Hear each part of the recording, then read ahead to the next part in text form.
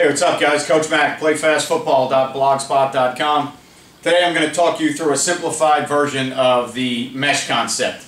We are going to carry the mesh concept in our offense. It won't be a staple of ours, but it'll be carried because I think we're going to see enough man or man-free defenses because we like to incorporate RPOs in our offensive system, in our run game. And I think there's a lot of defenses out there where their number one answer, or one of their number one or two answers to RPOs is going to be man defense. And even before RPOs, you were going to see some man defense in certain situations. So I think mesh is worth carrying in your offense if you are going to see some man concepts, because I think it still is a pretty good man beater.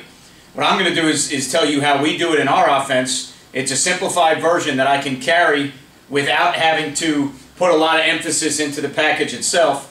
And I can get some mileage out of it against some zone coverages and make it easy for my quarterbacks and put it into a category where we treat it just like some of our other reads. Now, I am not an air raid purist. I am not a mesh concept purist.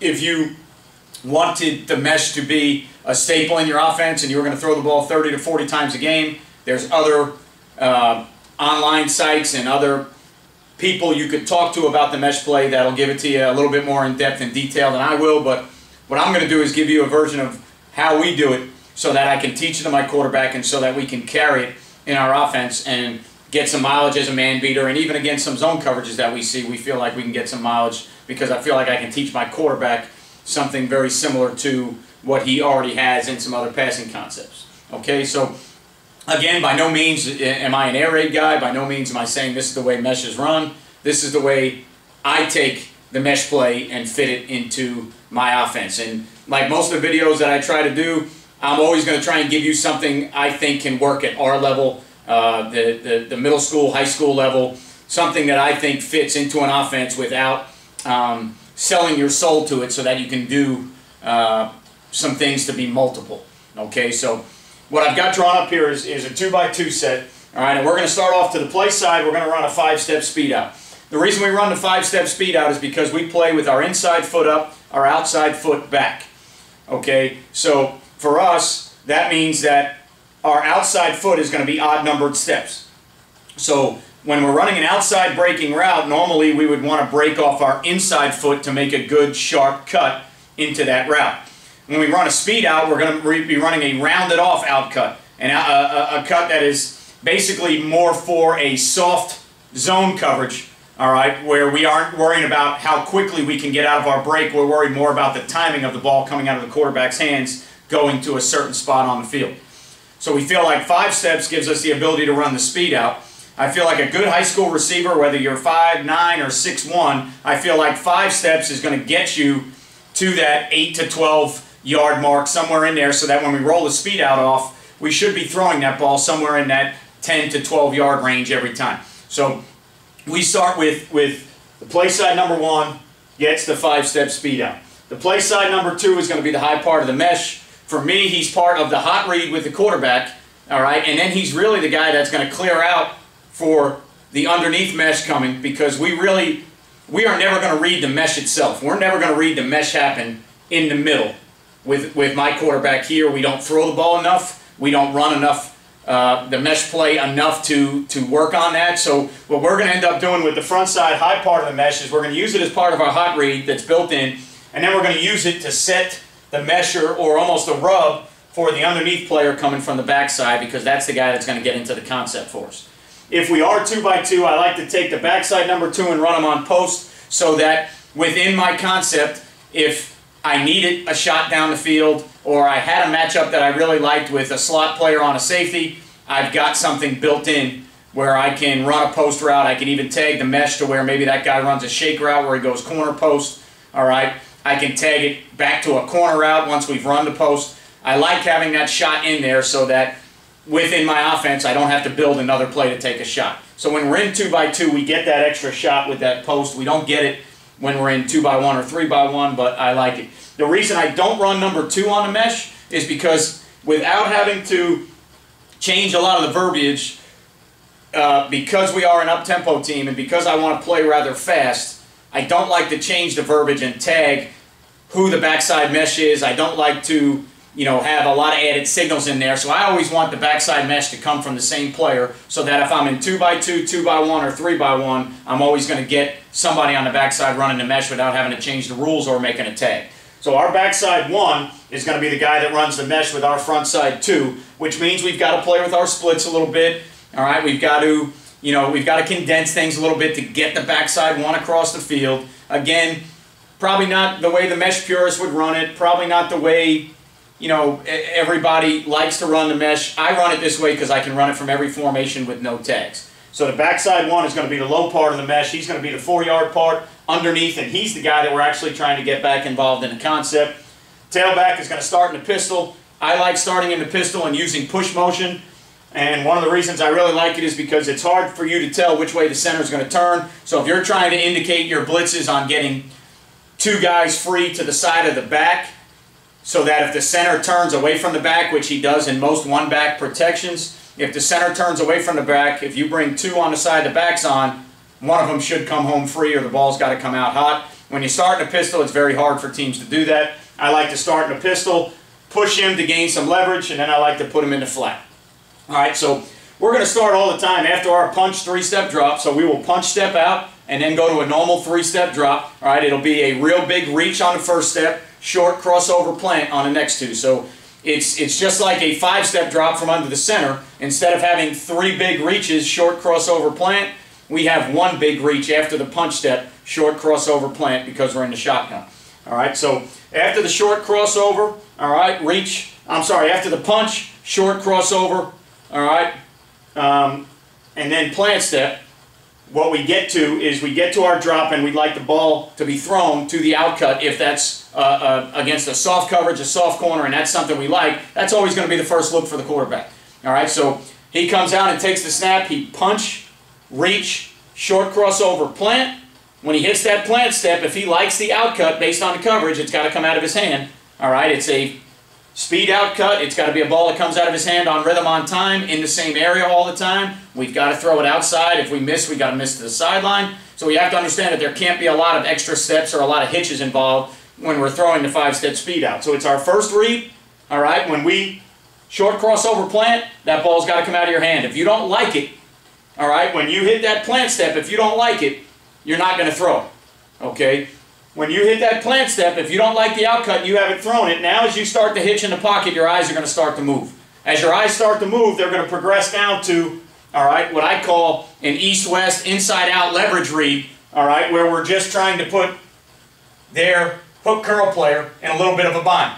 So if we are getting a 2 high, palms, 2 read type coverage, and we push the back, we're thinking that this player is going to have to expand with the back. So if we don't throw the speed out, and this player expands with the back, if we can get the backside mesh across the mic without it getting cut by the willy or the mic, if we can get that back across, that's going to put us in a situation where we have an inside route and an outside route on that Sam linebacker, that palms dropper, that hook to curl defender, okay, whatever you want to call him. In this scenario, he's a guy that probably can't let 3 out leverage him. 2's already immediately gone under, so he can't really reroute 2, so he's probably going to start to expand with 3, and now we get a window. If we can cross and not get cut by the will of the mic, now we can get the backside mesh into a window where now I can tell my quarterback, 5-step out. If the 5-step out is not thrown off the plant step, as you start to hitch up, your eyes then move. Okay, so for us, we're going to go 5-step out to flare to backside low side mesh. Okay, so that's the way we're going to do it. You could probably go 5-step out to backside mesh to flare. All right, what I find with our quarterbacks is sometimes with the push motion, the flare route gets out too wide if it becomes the 3rd or 4th option, and we end up throwing it 8 yards down the field into coverage, and it's no good. If I get leverage on that Sam linebacker and my back gets outside of him with a soft corner that's off, okay, I want the ball in his hands now. The later I do that, the better chance this kid has to get some depth and leverage on him and then come up and make a play for no gain. So we're going to go 5-step out, okay, we're going to go flare, we're going to go backside low part of the mesh, 4-yard under part of the mesh. We are almost never ever going to progress back to the high part of the mesh. The only time that'll happen is if after all 3 reads, the quarterback is now getting ready to escape or get out, his eyes can go to the backside of the mesh as a check down. Okay. Problem is, if you're using it as a man beater, the backside of the mesh is going to keep running, so it's going to be very tough for him to check it down to a guy that's still running across the field. Unless we game plan it versus man coverage in a matchup that we really like, we probably almost never progress to the high side of the mesh. That's why I say that we're not a true air raid team, we're not a true mesh team. We don't read the mesh happen. I don't like reading the mesh with our high school quarterbacks. We don't throw it enough, we don't work on it enough, okay? And to me, that's where the ball gets clustered in the middle. To me, a lot of interceptions in high school happen when you throw the ball kind of in that intermediate area where all the traffic is. If you can keep your concepts out to the sideline with a lot of your passing game, I think you can avoid turnovers. Okay? If you're going to be somebody that throws it 35, 40 times a game and you're going to run mesh 8 to 10 times a game, by all means, you've got to probably read the mesh, and you've got to teach your quarterback how to read the mesh and let it happen, and you've got to get guys that can sit in zone windows and run versus man. We're not going to get too involved with a lot of that stuff. We're going to tell our guys if there's grass, we got to take it. If there's no grass, you got to find it. So we're going to work on those things, but we're not really going to overemphasize it in a concept that we may only throw 3 to 4 times a game, and we're only really using it as a man beater. So, you know, it's something that I know you should do. It's something that if you run the mesh a bunch, I know that you've got to settle up in windows and you've got to take grass when they give it to you. If it's man, these guys that are running the mesh, I think anybody that understands the mesh concept knows when you're running mesh, if you see players following and it's man, you see, if I'm running the high mesh and they're following the low mesh, I'm going to keep going. If I'm running the low mesh, they're following the high mesh, I'm going to keep going because it's man. If I see guys sitting or trading routes off, then I'm going to try and find grass and sit in an open window, show my numbers to the quarterback. The big thing for us is we got to get this backside low part of the mesh to this side of the football so that we can put a bind, all right, on that curl flat, hook curl defender. In this case, it's that palms dropper, that hook curl guy, my fault, and that swing deep of 3 guy in palms terminology, or in blue or 2 read terminology. Okay, so 5-step speed out, down to the back. Last or third option on the front side of a half field concept for me would be the backside low part of that mesh. We're going to turn the center away from the concept. All right, so the center and his side of the zone concept would have those 3 right there. We're going to be big on the 3 and the 5. We're going to have to throw hot off of the Mike and the Sam. The good thing about that is I have a route that's coming inside. I have a route that's going outside. If I work the hot concepts enough, if the Mike comes and they don't replace him with a hole dropper, I can get the ball to the inside route. If this out leverages anything on the outside, I can get the ball to the outside route. The quarterback's not dead versus any 5th man off the front side. If he understands what to do and we've taught him the right way, he has an outlet to get the ball to somebody, and he also has the ability to get it to an inside breaking route and a route that's going outside. Again, not what everybody does, not how all the purists maybe run mesh. That's how we do it. That's how I like to build my hots in. Makes it easier for us to carry a lot of things over. Makes it easier for us to teach the quarterback versus pressure how to get the ball out of his hand. My philosophy is if you get the ball out of your hand versus pressure and they don't get there, eventually they may stop coming. If you get the ball out of your hand blind and you don't know where the routes are, or there's no built-in hots, or you're trying to sight adjust and your guys don't run the right routes and you're throwing picks and pick sixes, they're going to keep pressuring. Even if you get the ball out of your hand to the flare and they tackle it for no gain, if they're not getting to the quarterback, eventually they may stop coming.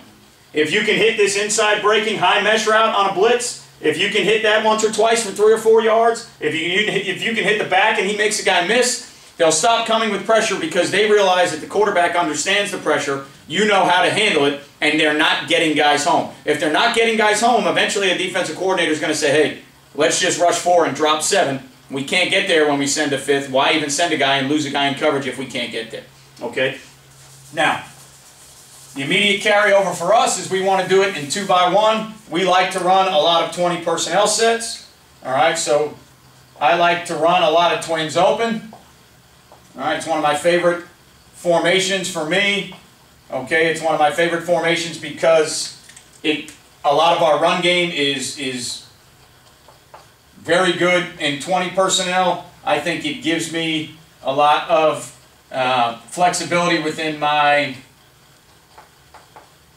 RPO game, within my run game. I have 6 blockers. If I get 6-man boxes, all right, I like to block the 6 in the box. I can access throw off of 7. I can RPO off of 8 if it's an 8-man front. So I really like 20 personnel. This is the defense we're going to see predominantly a bunch when we go 20 personnel. We're going to see middle of the field open. All right, we're going to see a version of a 3 deep coverage. It just won't be cover 3. So we'll see 3 deep defenders. It just won't be a cover 3 structure. All right, so there's a difference between 3 deep and cover 3. This is a 3 deep structure. It's just not a cover 3 structure. Okay, so same thing. All right, here we got the speed out there. We've got the high mesh at 6 there.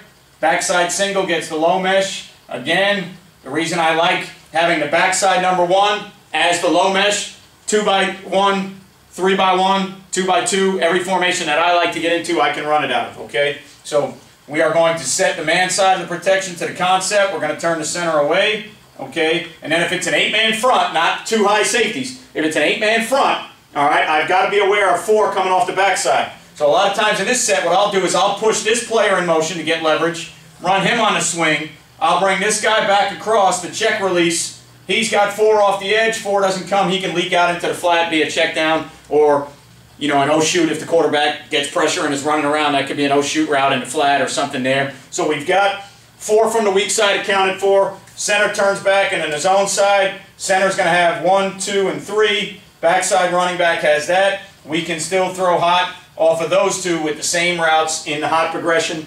Quarterback is punch, reach, short crossover plant, speed out, back, backside mesh coming across if we get, all right, an inside out, east-west, all right, leverage read on a space, you know, another version of a spacing concept in essence, to where we can get spacing routes inside of and outside of that Sam linebacker.